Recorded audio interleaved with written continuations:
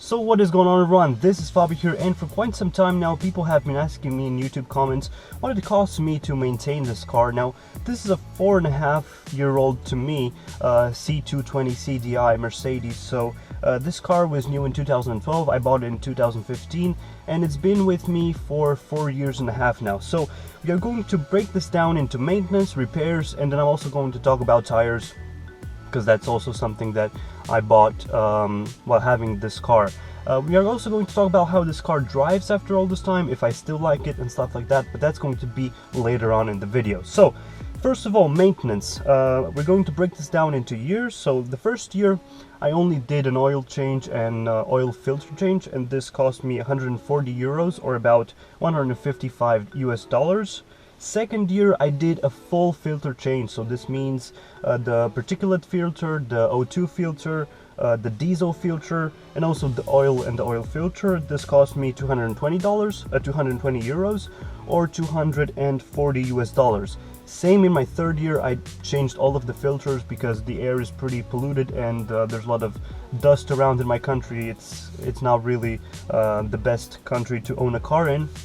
So I changed all the filters again, and now in my fourth year I also changed all of the filters plus brake pads on in the front side and the back side of the car. So this cost me 310 euros or 240 euros. Something that I need to mention is that the first service that I did, so the first maintenance, when I only changed the oil and the filter for the oil, that was done in a Mercedes dealership, but the other ones were done in you know, just regular mechanic shops, stuff like that. But I only went to one other guy apart from the dealership, and I know him. He only does Mercedes cars, so I'm confident in his work, and he only changed parts with MAN filters and Mercedes parts, so OEM stuff in general.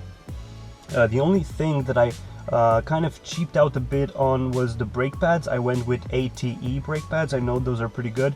I didn't go with the OEM because they were basically twice as expensive and I didn't think it was worth it. And so far I'm pretty happy with the brake pads that I chose, and I don't think it was necessary for me to just go and splurge on the Mercedes ones. So in total this comes out to 890 euros or 980 US just for maintenance. So this is not repairing anything that broke.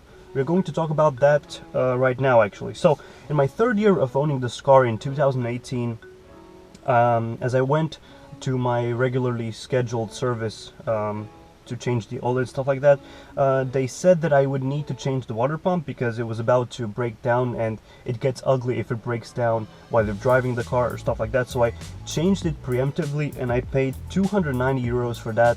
That was an OEM part, so original, or $320. This of course includes labor. I think that's pretty fair, but I wasn't too happy with the fact that the water pump broke down on me, or was about to break down on me so early in this car's life cycle. You have to imagine this car right now has about 80,000 kilometers. That was, you know, in 2018 I had about 70,000 kilometers, so that was really early for something like this to cause me some problems. That's not something that I'm happy with. And in my fourth year, so in 2019, I had to change an O2 sensor, which was really expensive. If you ask me, that was 380 euros labor included, or 420 US. Again, OEM part, labor included, but it was really expensive. You know, the O2 sensor, again, a little bit too early for it to break down, to not work anymore actually, but it is what it is. I did get it changed just to make sure that the car runs as it should. Total repair costs come down to 670 euros or 740 US.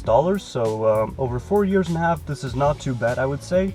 And something else that I did buy during these 4.5 years are some winter tires. So the car came with summer tires when I bought it.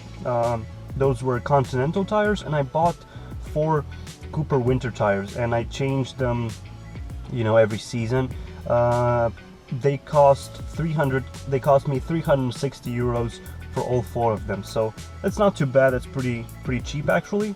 Now, because I started talking about tires, next year I will probably have to change my summer tires as well, as they are a little bit on the thin side when it comes to the tread right now, and I do feel like it's time for me to change them as well. So I'm looking at another $400 possibly next year when it comes to this. So this is another cost I have to keep in mind. What it cost me to actually own this car until now, it comes down to 1,920 euros over 4.5 years, or $2,115. Now, is this a lot? Is this not a lot? I think it's a fair price given the fact that this is a Mercedes, so parts are going to be a little bit more expensive than your average European car. This comes down again to 425 euros a year, or 470 US dollars. Now this doesn't include any insurance, any tax that I have to pay to the state and stuff like that, because those vary from country to country. But given all things, I'm pretty happy with how much this car cost me. You know, a lot of people, especially on YouTube, say that owning a Mercedes costs you a leg and a half, but that doesn't have to be the case. As long as you're not buying an AMG or something exquisite like that, it's not going to be that expensive, and this little C class is really manageable for a lot of people, I think. So that's pretty good. Now, another thing that I'm sort of anticipating in this year, in 2020, is that I'm gonna have to change my battery, the car battery. Now, you know, this car has start-stop system, and I can see that it doesn't engage anymore, or at least not as often. When I drive around the city, it doesn't engage anymore.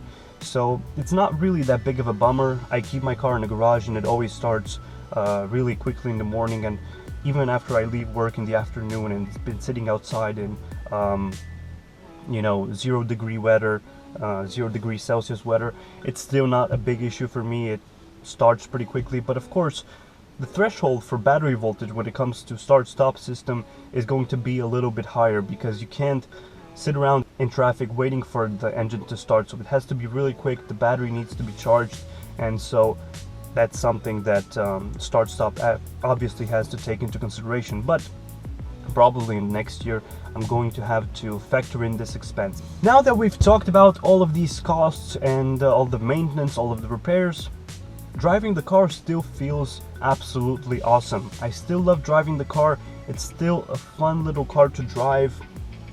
I have absolutely no issues taking it on long road trips. Even if this isn't a sports car, it isn't made to be sporty, it still is quite fun to drive around corners, especially the way it pulls with that 400 nanometer torque. It's really something else, and it's something that when I drive a gas engine car, it just leaves me wanting for more. So all in all, this car is still awesome. I hope I'm going to be able to keep it for a long time, and I'm hoping that these repair issues that I've had over the past 2 years are not going to occur anymore in the future. Again, I can understand that there's some things that go wrong with cars, but I really would prefer for this car to run as well as it has been running until now, and with as few major issues as possible. So thank you guys for watching this video. Tell me if you would like to know more about this car or any other car that I have been reviewing on my channel, or if you have any other ideas for videos, make sure to leave them in the comment section below, and I will take those into consideration. Thank you guys for watching, peace out, and stay tuned for more videos like these ones. Peace.